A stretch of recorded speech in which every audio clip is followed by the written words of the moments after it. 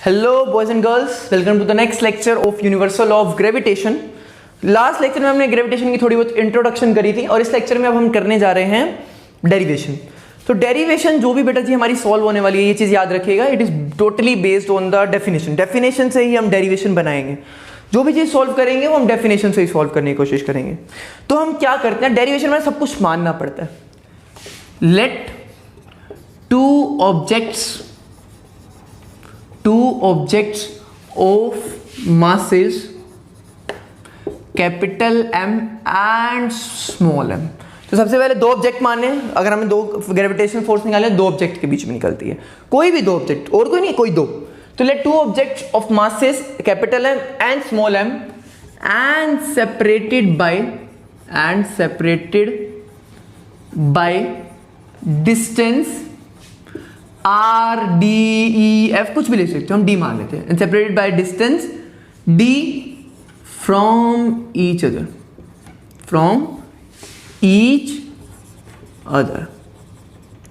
As shown in figure. तो figure भी बना के दिखाएंगे जी, सब कुछ बताएंगे हम। तो फिगर भी आपको बनानी है। तो ये दो ऑब्जेक्ट मानेंगे, एक को बड़ा बनाऊंगा मैं कैपिटल M और एक को छोटा बना दूंगा स्मॉल m। तो ये दो ऑब्जेक्ट आप पता है कौन कौन से मान सकते हो, एक धरती और एक आप, ठीक है। दोनों के बीच में डिस्टेंस क्या है, D मान लिया। आप धरती और मून भी मान सकते हो, कुछ भी मान सकते हो, कोई भी दो ऑब्जेक्ट, धरती, मून, सूरज, धरती, कोई दो ऑब्जेक्ट, उसमें एक बड़ा तो एक छोटा तो होता ही होता है, थोड़ा सा मास का ही फर्क तो है ही है, ठीक है जी। तो दो ऑब्जेक्ट के बीच में फोर्स लगता है। और एक चीज और याद रखना, जो डिस्टेंस लेना है कि नहीं दो ऑब्जेक्ट का, वो हमेशा ऑब्जेक्ट के सेंटर में से लेना है। Whenever you have to take the distance, जब आपने ऑब्जेक्ट का डिस्टेंस लेना है तो आपने हमेशा ऑब्जेक्ट के सेंटर से डिस्टेंस लेना है। ये चीज दिमाग में बिठा लीजिए। When you have to take the distance must be from the center। किससे लेना है, सेंटर से, ठीक है जी। ये डायग्राम बना के दिखाना था, दो ऑब्जेक्ट दिखाने थे, उनके भी मास बताने थे, उनके बीच का डिस्टेंस D बताना था, ठीक है जी। अब क्या कहता है, according to universal law of gravitation, according to universal law of gravitation, universal law of gravitation के हिसाब से first point, F is directly proportional to mm। अब मैं दोबारा बड़ी बड़ी लाइनें नहीं लिख रहा, मैं सीधा बता रहा हूं, F is directly proportional to mm।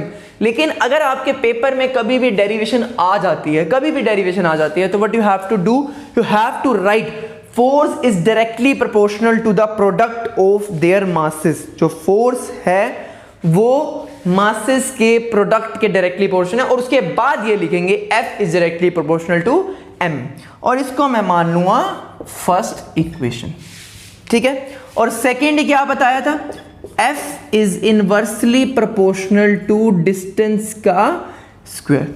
F is inversely proportional to distance का स्क्वायर। डिस्टेंस R भी ले सकते हो, D भी ले सकते हो, कुछ भी ले सकते हो, मैंने D मान रखा। F is inversely proportional to distance का स्क्वायर, ठीक है। ये दोनों मेरे को प्रोपोर्शनलिटी दोनों को मिल गई है। फर्स्ट और सेकंड दो इक्वेशन बन चुकी हैं। अब एक चीज याद रखना, हम साइंस में ऐसा क्या कर सकते हैं, हम इन दोनों को कंबाइन भी कर सकते हैं। अगर ये भी फोर्स के ऊपर डिपेंड करिए, ये भी फोर्स के ऊपर डिपेंड करिए, दोनों को मिला सकते हो। तो क्या बन जाएगा, लेकिन दोनों चीजें सेम चीज के ऊपर डिपेंड करनी चाहिए, तभी मिला सकते हैं। अगर ये पावर के ऊपर डिपेंड करती है, फोर्स के ऊपर डिपेंड करती है, तो आप नहीं मिला सकते थे बेटा। तभी मिला सकते हैं जब ये दोनों सेम चीज के ऊपर डिपेंड कर रही है। अब दोनों फोर्स के ऊपर डिपेंड कर रही है, और फोर्स भी कौन सी, ग्रेविटेशनल फोर्स, ठीक है जी।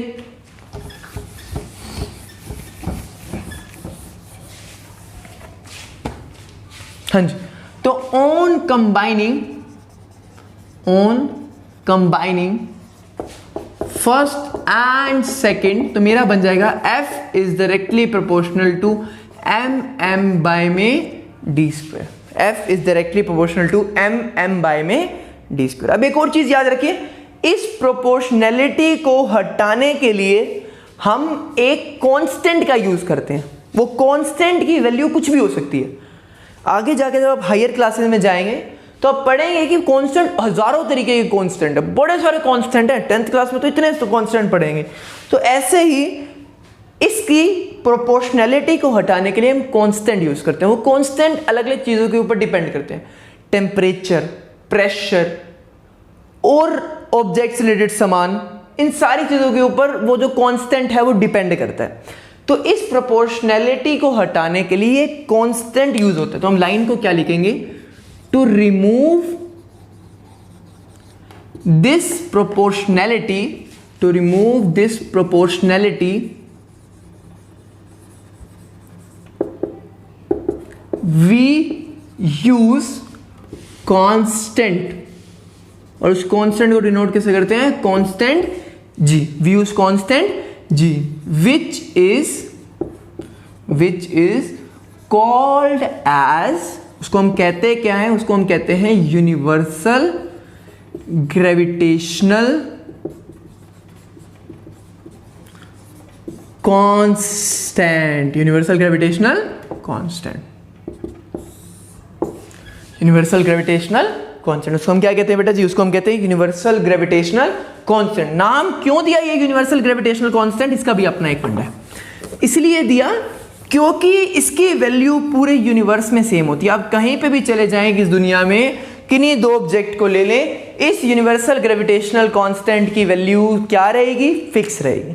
इस यूनिवर्सल ग्रेविटेशनल कांस्टेंट की वैल्यू क्या रहेगी, it will remain fix, it will remain fix, इस यूनिवर्सल ग्रेविटेशनल कांस्टेंट की वैल्यू फिक्स रहेगी।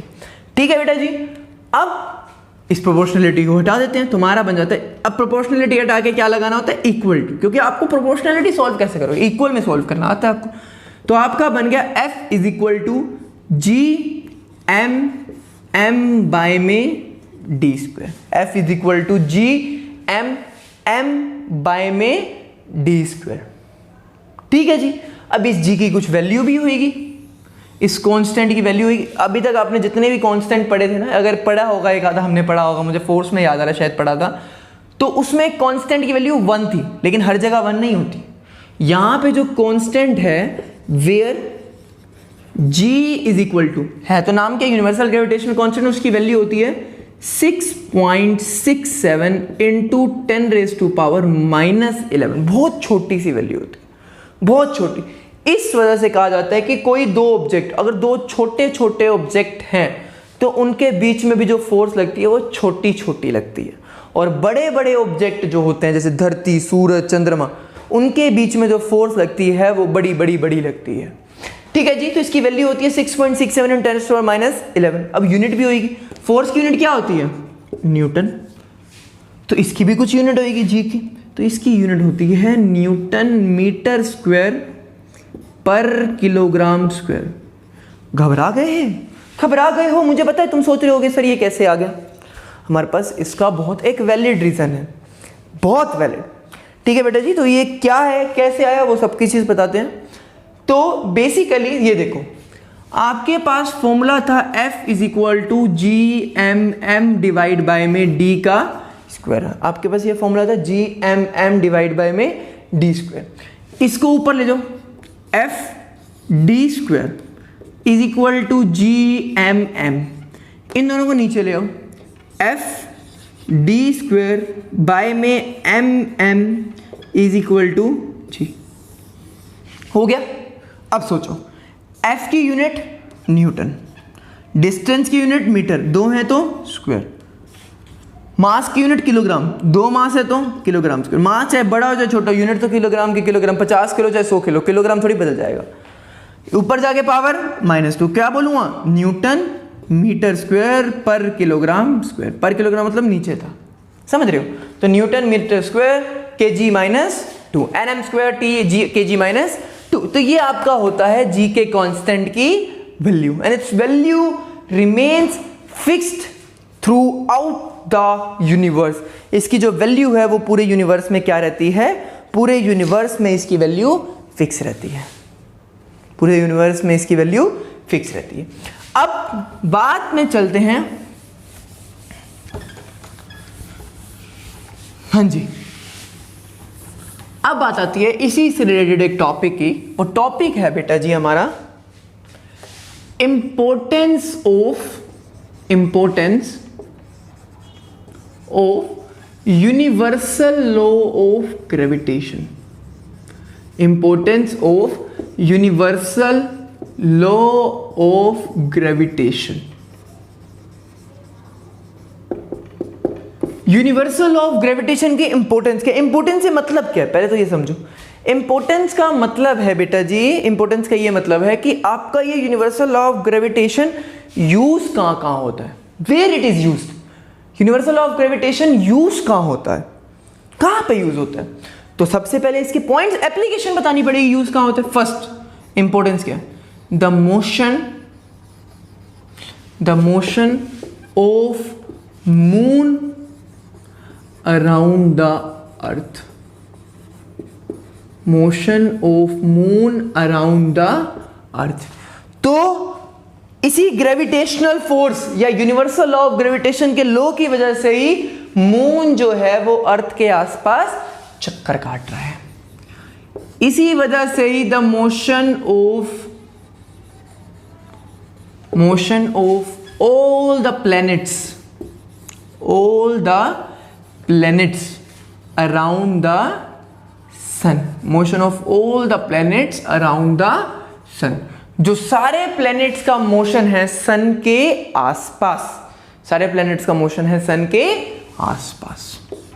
ठीक है जी, ठीक है। और तीसरी चीज, द फॉर्मेशन ऑफ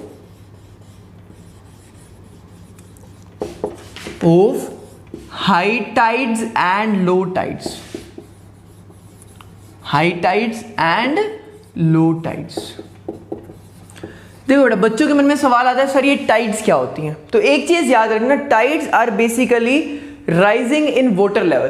तो हर 12 घंटे में ना ये जो समुद्र के आसपास के इलाके होते हैं उसमें ना टाइड ऑब्जर्व करती है, वाटर का लेवल अचानक एक पॉइंट पे बढ़ जाता है, बहुत ऊंचा आ जाता है वाटर। देखो दो चीजें होती हैं, एक होती है वेव्स, वो कंटिन्यूसली चलती रहती हैं, पूरा दिन चलती हैं वेव्स, लेकिन टाइड्स पूरा दिन नहीं होती। टाइड्स हर 12 घंटे के बाद एक टाइड होती है। टाइड मतलब वाटर लेवल का बढ़ जाना। तो क्या होता है, पानी के नीचे जो है ना वो अर्थ का एक सरफेस है। ठीक है जी, पानी के नीचे क्या है? अर्थ का सरफेस है। ठीक है, तो ऑब्वियसली बात है पानी के नीचे जो अर्थ का सरफेस है और ऊपर एक सूरज भगवान जी आते हैं। तो जब इन दोनों ऑब्जेक्ट के बीच में फोर्स लगती है तो बीच में जो पानी है ना वो भी फोर्स को एक्सपीरियंस करता है। सन और अर्थ, आपको पता है पानी के नीचे धरती, पूरी पानी के नीचे धरती भी है, लिथोस्फेयर एटमॉस्फेयर आप पढ़ते हो सारा का सारा, जियोग्राफी में आप पढ़ के आए हो। तो ये जो फोर्स लग रही है सन और अर्थ के बीच में, वो फोर्स पानी भी एक्सपीरियंस करता है। तो जब सन की फोर्स ज्यादा अट्रैक्टिव हो जाती है, जब सन ऐसी पोजीशन में आ जाता है कि सन जो है वो अट्रैक्ट कर रहा होता है अर्थ को अपनी तरफ, तो उस समय पानी का लेवल जो है वो बढ़ जाता है, ऊपर की तरफ हो जाता है। क्या हो जाता है? ऊपर की तरफ हो जाता है। और उस कंडीशन को हम बोलते हैं हाई टाइड। उस कंडीशन को हम क्या बोलते हैं? उस कंडीशन को हम बोलते हैं हाई टाइड। तो it depends basically on the position of sun. ऐसे ही मून की पोजीशन होती है। तो मून की पोजीशन में क्या होता है? अर्थ मून के ऊपर फोर्स लगाता है, तो वो फोर्स के साथ पानी भी नीचे की तरफ आ जाता है और पानी का लेवल जो होता है वो कम हो जाता है। इस कंडीशन को हम बोलते हैं लो टाइड। इस कंडीशन को क्या बोलते हैं? इस कंडीशन को हम बोलते हैं बेटा जी लो टाइड। ठीक है, तो आज की क्लास में हमने पढ़ा कि कैसे टाइड फॉर्मेशन होती है, हाई टाइड क्या होती है, लो टाइड क्या होती है, डेरिवेशन पढ़ी। सबसे बड़ी बात हमने डेरिवेशन पढ़ी। तो आपको एक इंपॉर्टेंट क्वेश्चन दिया जा रहा है जिसको आपने खुद ट्राई करना है। आपको अर्थ और मून के बीच में कितनी ग्रेविटेशनल फोर्स होती है उसको निकाल के दिखाना है, उसको निकाल के दिखाना है और उसकी वैल्यू को खुद सॉल्व करना है। सर्च करिए, आपको फॉर्मूला बता देता हूं, फॉर्मूला आपको पता ही है, F is equal to G M by में डी स्क्वायर। बड़े एम अर्थ का मास मान लो, छोटा एम मून का मास मान लो, और D distance between earth and moon मान लो। ठीक है जी, तीनों की वैल्यू ढूंढो और वैल्यू पुट कर दो। जी की वैल्यू तो आपको पता ही है 6.67 इंटू 10 रेज़ टू पावर -11। 6.67 नहीं लेना, थोड़ा बड़ा लग रहा तो आप 6.7 सीधा सीधा ले सकते हो। दोनों में से कोई भी वैल्यू लो, सॉल्व करके दिखाओ, पूरी की पूरी वैल्यू निकाल के दिखाओ। अर्थ और मून के बीच में कितनी ग्रेविटेशनल फोर्स लगती है वो आपको इस फॉर्मूले से थ्रू सॉल्व करके बताना है। Thank you for the today's lecture. I hope आपको आज का लेक्चर पसंद आया हो, बहुत ही आसान लेक्चर था, मजा आया होगा, एंड होप नेक्स्ट लेक्चर में और नई नई ताजी बातें पढ़ेंगे। Thank you guys, have a nice day.